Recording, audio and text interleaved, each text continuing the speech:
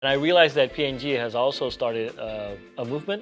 Across every single country in which PNG operates, we made sure that we deliver on all these three priorities. Tidak ada rapat yang di-cancel ya Mbak Lina? Iya. Semua Nggak rapat, jadi. semua event, semua tetap jalan ya? Di kantor itu baru hanya leadership team aja yang datang ke kantor. Jadi kita akan sediakan alat-alat yang membantu produktivitas mereka di rumah.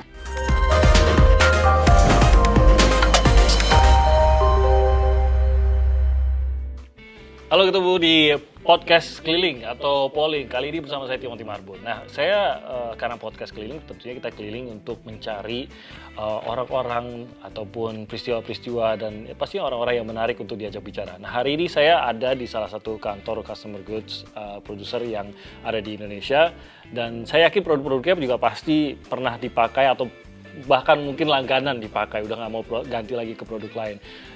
Saya mau tanya mengenai bagaimana industri seperti fast moving consumer goods seperti ini bisa bertahan di tengah COVID-19 dan bagaimana kepedulian juga yang mereka gambarkan di tengah pandemi yang harus kita lalui bersama ini. Jadi saya saat ini sudah ada di kantor Procter & Gamble Indonesia, PNG, tentunya Anda sudah mengenalnya, dan saya sudah bersama Presiden Direktur dari PNG Indonesia bersama Pak Elvi Vaidianathan. How are you, Mr. Elvi? I'm good, thank you. Thank you for accepting us in your office today. Thank you for coming. So, thank you for opening your office for us, and it's fairly empty right now. Everybody's still working from home at this moment, yeah? Yeah, more than 85% of the organization is working from home. It's only me and the leadership team who are here in the office. We Okay. just came at the start of this week. Okay, so tell me a little about you yourself, getting through the PSBB in Jakarta, the semi-lockdown as we call it. How have you survived this semi-lockdown, and what do you think about what we're facing here during the pandemic? Well, it has been a big change for all of us. Yeah. Because we are a set of individuals who really work collaboratively together, and a lot of the work happens with multifunctional teams, and for us to one fine day just go back and work from home has taken some time to adjust and some time to cope. But I do believe in the resilience of this organization because it's we've not had any balls being dropped, any meetings being cancelled, any of our initiatives getting postponed because we've had to work from home. I think all that which we needed to deliver to the consumers, to our customers, and work with the community, none of that has actually changed despite us having had to work from home. So, were you ready? Would you say, I mean, COVID-19, nobody was ready for this, right? And we weren't ready for the virus, and we are certainly not ready for what the virus forced us to do, which is we had to work from home, we had to close operations, and so on. So, how do you think PNG? How ready were you? Or did it also come as a surprise and ideas just poured in, trying to get things work out? I would not say that we had to do everything suddenly from the start. It's primarily because we're a well-networked company. Okay. So, Korea went into work from home about 3 weeks before we did, 3 or 4 weeks before we did. And China had gone 5 weeks before that, right? So at the time when we went into a work from home mode, we already had about 3 or 4 markets which had already gone through this experience. Okay, so you shared that experience. So what happened was 2 weeks before the actual this thing happened, we did almost like a business continuity exercise where we said if we had to go, what would we do?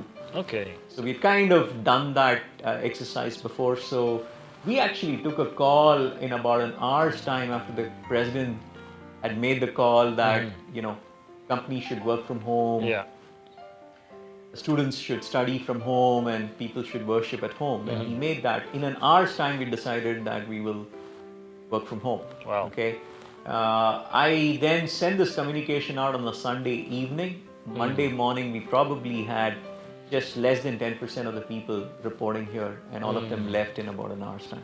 I would guess you were kind of imagining like, how could I not cancel anything when you first got that suggestion, right? That's right. So, but it's interesting how you actually didn't cancel anything, also up to this day. Now, I'd like to ask how much COVID-19, this pandemic, has affected P&G's business. Well, the way I see this, there are two parts to this question. Okay, obviously, most of the categories in which we operate are in the health and hygiene space. So we provide products like, I'll give you Vicks as an example. Yeah. We provide products which essentially are in the health and hygiene Yeah. space, right? So there, obviously, the demand for those kind of categories has gone up because fundamentally habits have changed. For example, Yeah. people are staying at home, so they're cooking meals more. The dish cleaning, although we don't compete in that category here, more occasions the dish cleaning category has grown because of that. More people are washing clothes, so the laundry category has grown as a consequence. Well, that's nice And to so have, even though you're not focused on it. The numbers are better, right? No, so those are the categories, but those are not the categories in which we compete, Okay. right? In Indonesia, but there are categories which have got impacted because of people staying at home. Yeah. Okay. I mean, I'll give you the classic example. Really is shaving, Yeah. right? So obviously the occasions have gone down, and Yeah. so there's. But I do believe that consumer habits. There are going to be new habits which are going to get formed, which we will need to understand as we go along in this. The same, a lot of the habits are going to change. Okay, so I think those are two dynamics that I definitely expect in every category. Okay. It's not just limited to only the categories that I mentioned, but every category will undergo very different set of consumer behaviors Okay. going forward. So a lot of businesses, a lot of industries are actually hurt by the pandemic. So would you say that P&G is also, at least business-wise, has been affected in a bad way by this pandemic? Well, I don't think in fact, we've seen these business cycles across in different markets in this thing. The short answer to your question is yes, the business has been impacted by the pandemic for sure. But I think the way we have gone about doing this is that we have said that our first and foremost priority is the health and safety of our employees. That's number one, and our associates. Okay. Number two is to serve our consumers and customers. Okay. Number three is to help the communities in which we live. So those are the three priorities that we have called out when the pandemic struck us, and will continue to be the priority at least in the short term for us. So looking at the products that P&G produces, it would be no surprise that some areas you would see increments of purchases, and some goods moving even faster than before this pandemic. But how is the production for all those products going on? Has there been any problems as well in actually fulfilling the demand of your customers?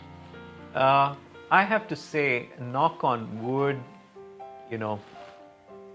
we have had no supply disruption in the last 3 months. Okay, our plants have been operational.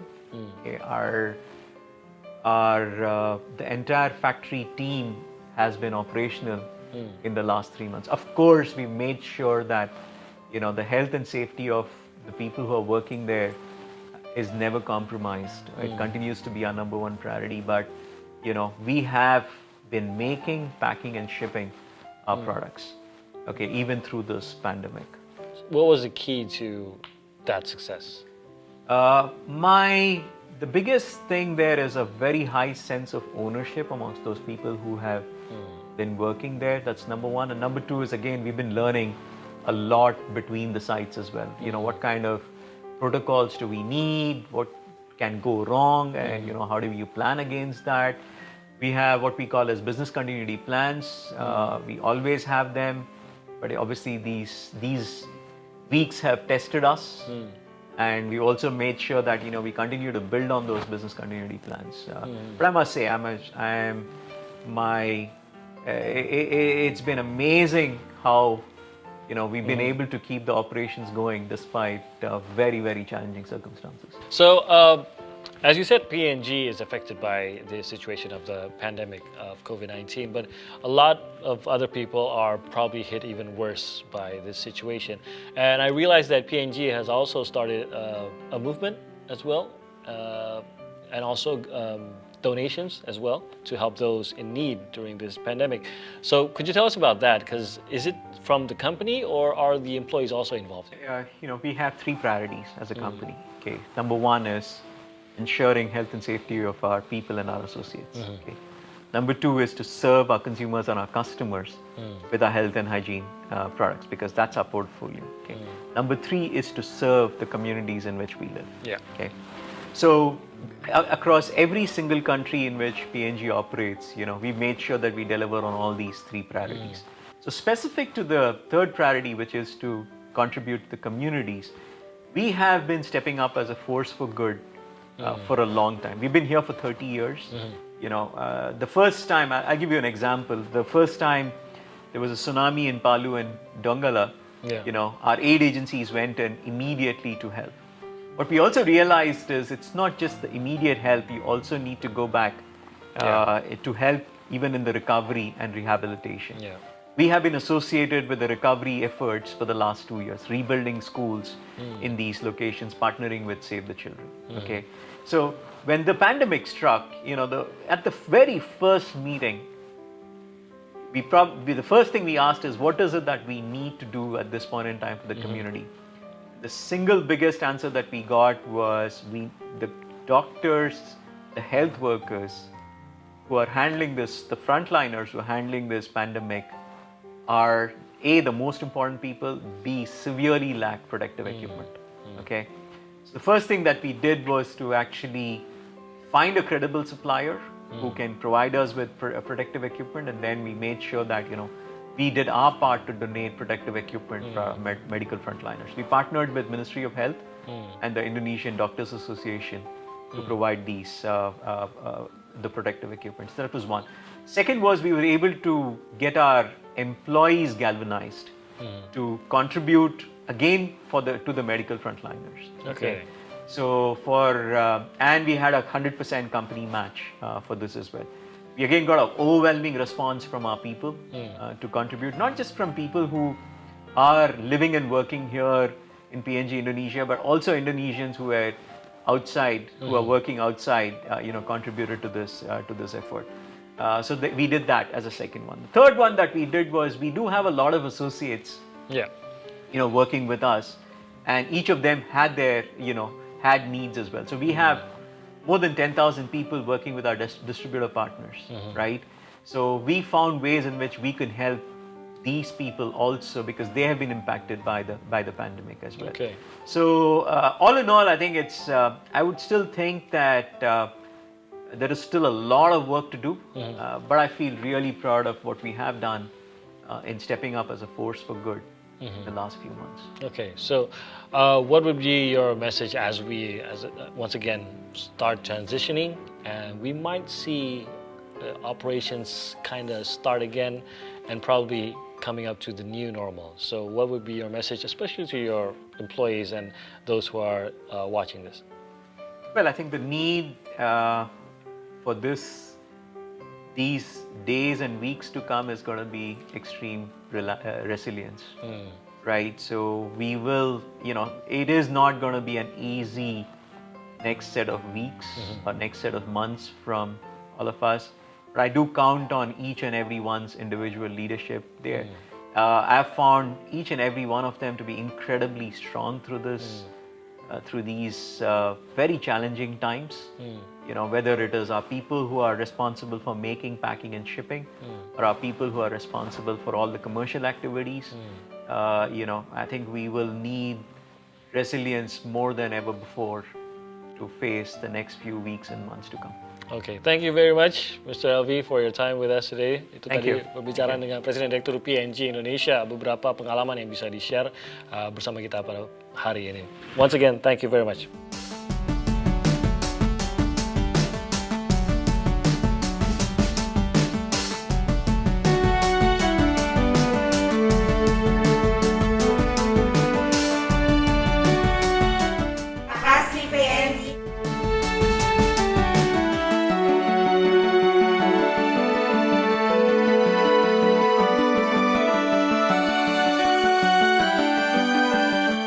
Terima kasih PNG.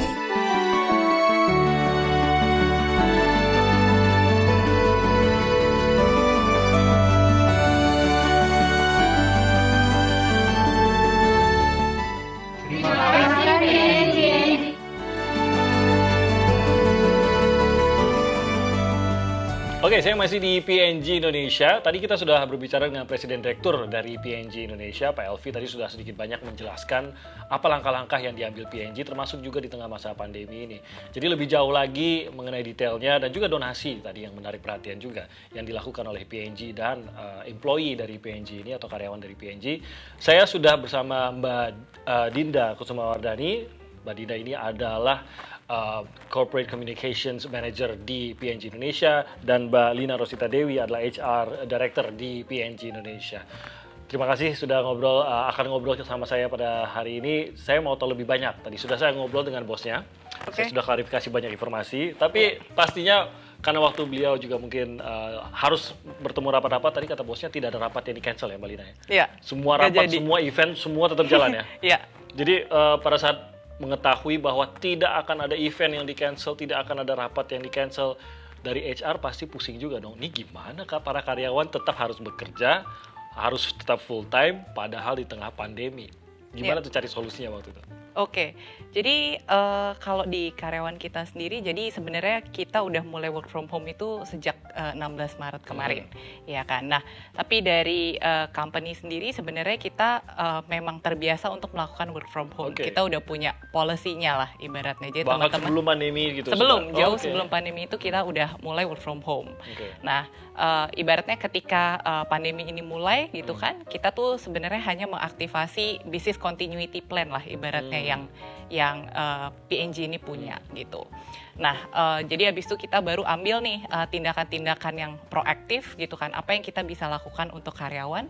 Again, safety dan health dari employees itu the most important. Kita selalu mempertimbangkan itu jadi aspek yang utama. Kemudian kita juga set up yang namanya crisis management team. Jadi mungkin gak banyak di company lain gitu kan punya tim khusus istilahnya untuk handle situasi krisis seperti ini, ya kan? Dimana itu terdiri dari multifunction, Mas. Ada HR, ada medical, ada sales, ada finance, ada product supply. Jadi multifunction dan kebijakan-kebijakan penting yang perlu kita ambil ketika masa pandemi itu kita ambil di forum itu gitu. Dan itu terjadi setiap hari. Jadi itu apapun bisa online. Pada saat pandemi terjadi atau memang sebelumnya sudah ada tim krisis itu? Kalau tim krisis kita sudah punya. Jadi ketika ada segala macam krisis kita akan tinggal mengaktifasi aja. Ibaratnya gitu. Apakah ini bisa dibilang aktivasi tim krisis terbesar dalam sejarah PNG pada saat pandemi ini terjadi? Ya, mungkin kalau ngomongin selama karir saya di PNG, selama 7 tahun terakhir mungkin iya kali ya. Ini yang paling heboh lah gitu ya. Iya, betul. Berarti tetap aja akan ada poin-poin di mana something new, sesuatu yang belum pernah dialami terjadi oleh tim krisis ini ya gitu. Pasti. Mengatasinya gimana tuh? Ya, jadi misalkan dengan situasi work from home selama mungkin 3 bulan berturut-turut sekarang ini gitu kan, itu belum pernah sebelumnya Mas kita lakukan. Dan ada beberapa tindakan yang kita antisipasi juga sih. Jadi kita tahu buat karyawan ini bukan kondisi yang mudah gitu kan, dimana mereka butuh support gitu di rumah juga, mungkin mereka butuh extra care juga gitu kan. Ada beberapa hal yang PNG lakukan sebagai company. Pertama, ketika kita tahu beberapa hari setelah kita terapin work from home ini, kita beri support ke karyawan untuk mereka tuh bisa claim furniture atau mungkin hal-hal yang infrastruktur yang bisa mendukung mereka istilahnya nyaman, nyaman untuk bekerja di rumah. Jadi itu bisa furniture, wifi, apapun yang mereka butuh selama mereka work from home ini. Oke, saya ke Mbak Dinda. Di tengah kondisi pandemi ini kan mempengaruhi banyak orang dan tidak hanya mempengaruhi mungkin dari sisi pekerjaan ataupun sekolah gitu anak-anaknya, tapi kan mempengaruhi pribadi juga gitu. Kebiasaan-kebiasaan yang tadinya membuat kita lebih tenang dengan rutinitas buyar lah semuanya itu kan. Nah, PNG sendiri menempatkan diri di dalam pandemi ini seperti apa? Maksudnya apakah walaupun kita harus work from home, tapi seperti tadi lagi rapat semua tidak di cancel. Jadi basically pekerjaan itu tetap berlanjut seperti as usual atau bagaimana posisi P&G di tengah pandemi ini? Betul, pekerjaan tetap berlanjut seperti usual ya, seperti yang tadi dikatakan Lina. Meeting nggak ada yang di-cancel, dan bagaimana kita memantaunya itu kembali lagi ke para manajernya pada saat mereka coaching di coffee session itu. Nah, setiap hari crisis management team itu bertemu. Setiap sore nih jam 5 nanti. Dari situ nanti kita sore juga berarti nanti sore juga ada. Jadi kita tuh bisa dengar dari para manajer apa yang dikeluh kesahkan oleh anak buah mereka, oleh tim mereka gitu. Jadi dari situ kita bisa assess lagi, oke, sebaiknya nanti prosesnya akan seperti apa, nanti karyawan itu harus diberikan kemudahan atau apa yang bisa kita bantu dari sisi P&G gitu. Jadi kalau dari sisi produktivitas sih tetap berjalan seperti biasa, cuman kita tetap memperhatikan health dan safety measure dimanapun kita berada. Apakah justru, karena kita tahu produk-produk yang disediakan oleh P&G juga, apakah justru lebih sibuk kah sebenarnya? Maksudnya P&G itu justru di tengah pandemi ini lebih dibutuhkan lagi kah dari produk-produk yang dibuat oleh P&G? Lebih sibuk sih mungkin seperti biasa ya. Kita seperti biasa di fast moving consumer goods itu memang harus diminta untuk selalu agile dan dynamic di segala environment gitu. Jadi memang kesibukan itu selalu ada. Dan di tengah pandemi ini kenapa sih kok kayaknya makin sibuk ya rasanya? Ya benar ya, lebih sibuk. Lebih sibuk gitu. Karena ya memang kita nomor satu tetap harus selain memperhatikan kesehatan dan well-being employee, kita juga nomor 2 harus memperhatikan keperluan dan memenuhi kebutuhan yang diminta oleh para stakeholders. Jadi itulah memang tujuan kita yang utama. Yang menarik tadi juga PLV mengatakan bahwa yang ketiga tadi kita kan udah bahas yang pertama mengenai employee, yang kedua mengenai stakeholders dan juga customer-nya begitu. Yang ketiga itu kan sebenarnya mengenai memberi kepada komunitas dan masyarakat yang terlibat langsung dengan P&G begitu. Terutama customer juga di sini kan sebenarnya, dan yang masyarakat di sekitar pun mungkin customer juga begitu kan oleh P&G juga. Nah, apa yang langsung terpikirkan, maksudnya karena ini seakan menjadi budaya dasar dari P&G kan. Jadi apakah langsung pada saat melihat krisis sedemikian rupa mengenai orang terdekat, ya, langsung dari kita keluar dari kantor ini juga orang sudah terdampak buruk oleh pandemi ini begitu. Seperti apa perencanaan untuk membantu mereka pada saat begitu pandemi ini terjadi? Yang pertama pastinya kita assess dari 3 poin itu ya. Pertama karyawan, yang kedua stakeholder atau partner kita, yang ketiga community. Kalau yang karyawan itu sudah pasti di handle oleh kami. Jadi kita akan memperhatikan segala keperluan mereka termasuk produktivitas. Jadi kita akan sediakan alat-alat yang membantu produktivitas mereka di rumah. Yang kedua kita membantu para supplier kita untuk dapat terus memenuhi supply atau demand. Di situ kita bantu mereka untuk terus virtual meeting, dan pada saat Ramadan kemarin kita juga bantu mereka untuk memberikan produk P&G ya, paket sembako. Terus di komunitas sendiri seperti yang tadi Elvi sudah bilang, yang pertama kita perhatikan itu adalah frontliners gitu, which is di tenaga medis yang membantu affected Indonesians. Nah dari situ yang pasti kita bantu mereka dengan menyumbangkan 1,5 miliar alat pelindung diri dan masker N95 gitu. Terus yang kedua kita juga bantu tenaga medis juga, tapi melalui paket makanan sehat dan multivitamin, karena kami yakin mereka harus punya vitalitas yang kuat untuk menjaga daya tahan tubuhnya harus kuat. Jadi kita gather fundraising dengan employee dan kita sumbangkan sekitar 200 juta rupiah untuk dialokasikan ke makanan sehat. Terus yang terakhir kita juga donasi ke komunitas di sekitar kita. Yang penting itu adalah pertama kita lakukan itu di pabrik di Karawang. Jadi biasanya tuh kita ada silaturahmi dengan masyarakat pada saat Ramadan, jadi kita adakan buka puasa bareng tuh pada saat itu, tapi karena adanya pandemi kita alihkan ke acara lain, yaitu kita sumbangkan sekitar 1.000 paket berisikan makanan pokok, masker, disinfektan, dan juga produk P&G ke masyarakat di sekitar pabrik Karawang. Jadi menyesuaikan, padahal itu sebenarnya sesuatu yang rutin seharusnya tiap-tiap tahun begitu ya, tapi Ramadan tahun ini memang sedikit khusus dengan di tengah pandemi, jadi berubahlah Betul. seperti itu. Itu yang menarik dari dana atau donasi yang dikumpulkan oleh karyawan. Nah itu inisiasinya gimana dan bagaimana akhirnya menggalangnya itu? Sistemnya bagaimana tuh? Mungkin dari Mbak Lina. Ya, jadi kita sebenarnya kan share program kita yang pertama untuk community itu yang pertama kan yang tadi APD itu Mas. Iya. Nah habis itu dari employee justru mereka yang initiate sendiri tuh kayak bisa nggak ya employee pun tuh contribute gitu. Nah akhirnya kita coba memfasilitasi gimana caranya kita kerjasama dengan salah satu platform yang mungkin semua orang juga tahu gitu kan. Jadi kita penggalangan dana ya? Ya untuk penggalangan dana khusus untuk karyawan PNG gitu kan. Jadi kita supaya meningkatkan pride-nya juga kali ya kayak being part of PNG. Jadi kita open selama 2 minggu kurang lebih ke karyawan. Kemudian terkumpul kurang lebih 100 juta lah yang dikumpulkan dari karyawan. Habis itu dari PNG-nya sendiri kita juga match 100% dari apa yang disumbangkan oleh karyawan gitu kan. Akhirnya jumlahnya total 200 juta kita sumbangin untuk makanan sehat tadi untuk medical frontliner. Oke, Mbak Lina, Mbak Dina, kita kan sudah menuju transisi nih. Ya. Mungkin akan diperdebatkan antara sudah siap atau belumnya begitu. Tapi bagaimanapun juga kan PNG terus melihat kondisi atau perkembangan kondisi agar karyawan sudah bisa kembali bekerja, baik itu masih ada yang work from home atau sebagian atau bagaimana. Tapi di sisi lain juga kan PNG sendiri menyiapkan diri untuk menghadapi new normal. Tadi Pak Elvi mengatakan harus dilihat bahwa ada banyak perubahan pada saat kita memasuki kenormalan yang baru tadi. Ada perubahan, lalu ada opportunity juga. Dan hal ini juga yang akan dilihat oleh PNG begitu.